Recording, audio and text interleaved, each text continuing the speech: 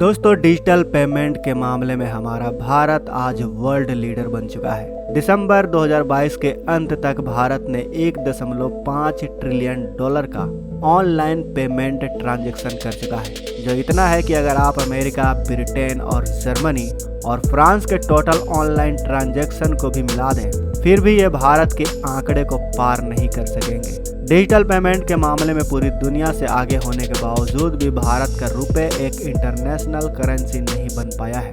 आज भी अमेरिका का डॉलर ही पूरी दुनिया पर राज कर रहा है, लेकिन अब भारत के रुपए को इंटरनेशनल बनाने के लिए काफी तेजी से काम चल रहा है, जिसकी शुरुआत भी यूपीआई पेमेंट सिस्टम से की जा चुकी है। दोस्तों, NPCI यानी national payment corporation of India ने कहा है कि दुनिया के 10 देशों में, जिसमें सिंगापुर और अमेरिका जैसे देश भी शामिल हैं, उस देश के भारतीय मूल के लोग भी बड़े आसानी से ऑनलाइन ट्रांजैक्शन कर सकेंगे, वो भी रुपए के रूप में। दोस्तों, आज दुनिया भर में 185 करेंसी है, लेकिन इनमें से लगभग सभी का इस्तेमाल सिर्फ अपने देशों में ही होता है। अगर आपको सीधे सीधे शब्दों में कहूँ तो इंटरनेशनल करेंसी वो होती है जिसे दुनिया के सभी देश लेन देन के लिए इस्तेमाल करते हैं। जैसे आज अमेरिकन डॉलर एक इंटरनेशनल करेंसी बन चुका है। आज पूरी दुनिया में 75% व्यापार अमेरिकन डॉलर से ही होता है, और जब किसी देश को कर्ज लेना हो तो वो देश भी डॉलर के रूप में ही कर्ज लेता है, क्योंकि इसका सिक्का भी पूरी दुनिया में चलता है।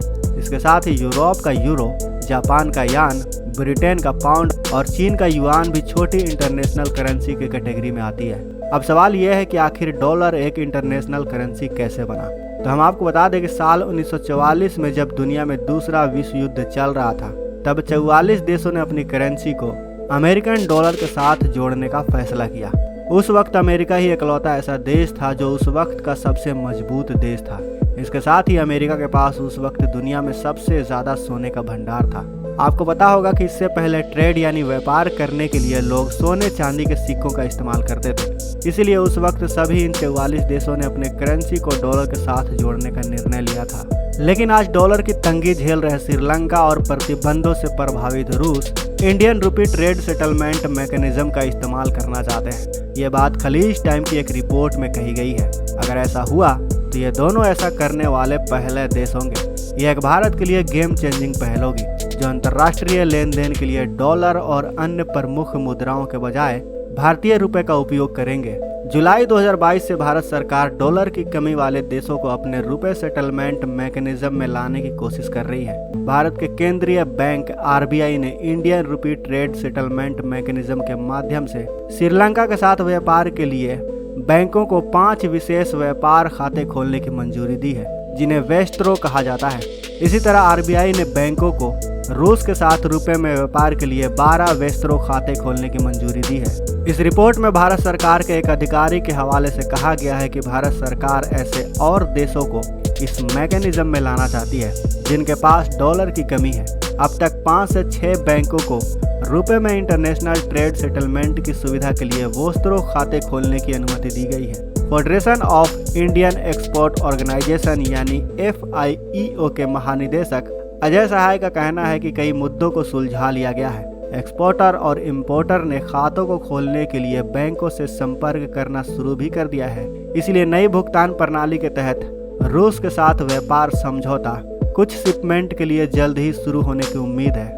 आपको बता दें कि यह कदम रूस और भारत के लिए बढ़ते व्यापार के लिए काफी जरूरी है। आपको पता होगा कि इस वक्त रूस भारत का सबसे बड़ा तेल निर्यातक है, लेकिन रूस के लिए अभी भी भारतीय निर्यात घट रहा है, क्योंकि रूसी इंपोर्टर पश्चिमी प्रतिबंधों को झेल रहे हैं।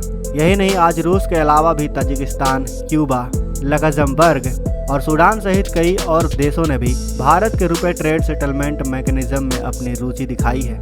इतना ही नहीं, भारतीय रिजर्व बैंक ने देश के तीसरे सबसे बड़े व्यापारिक भागीदार संयुक्त अरब अमीरात के साथ भी भारतीय रुपए में ट्रेड सेटलमेंट के लिए एक कॉन्सेप्ट पेपर तैयार किया है। संयुक्त अरब अमीरात में भारत के राजदूत संजय सुधीर का कहना है कि संयुक्त अरब अमीरात का सेंट्रल बैंक इस मामले को देख रहा है और मैकेनिज्म को ऑपरेट करने के लिए भारतीय रिजर्व बैंक के अधिकारियों के साथ बातचीत भी कर रहा है। दोस्तों, आपको बता दें कि वेस्ट्रो खाते खोलने के बाद श्रीलंकाई नागरिक फिजिकल फॉर्म में $10,000 यानी 8,26,823 रुपए रख सकते हैं। इसका मतलब यह भी है कि श्रीलंकाई और भारतीय एक दूसरे के साथ अंतर्राष्ट्रीय लेन देन के लिए अमेरिकी डॉलर के बजाय भारतीय रुपए का इस्तेमाल कर सकेंगे। श्रीलंका में रुपए को कानूनी मुद्रा के रूप में नामित करने से श्रीलंका को डॉलर की अपर्याप्त उपलब्धता के बीच अपने आर्थिक संकट से निकलने में रिक्वायर्ड लिक्विडिटी सपोर्ट मिलेगा, क्योंकि जब इन्वेस्टर घरेलू मुद्रा में बिक्री शुरू करेंगे तो देश की अर्थव्यवस्था भुगतान संकट के संतुलन को और अधिक तेजी से गिरने से रोक सकती है। बताया जा रहा है कि रुपए के अंतर्राष्ट्रीय मुद्दा बनने से भारत का व्यापार घाटा कम होगा, वैश्विक बाजार में रुपया मजबूत होगा, रुपए की वैल्यू इंटरनेशनल मार्केट में बढ़ सकती है और तो और भारत की अर्थव्यवस्था को और भी बूस्ट मिल सकता है। तो दोस्तों, आपका इस पर क्या कहना है हमें कमेंट बॉक्स में अवश्य बताएं। साथ ही हमारी ये वीडियो अच्छी लगी हो तो इस वीडियो को लाइक करें, अपने दोस्तों के साथ शेयर करें और अगर आपने अभी तक इस चैनल को सब्सक्राइब नहीं किया है तो इस चैनल को सब्सक्राइब कर लें। मिलते हैं अगले वीडियो में। जय हिंद।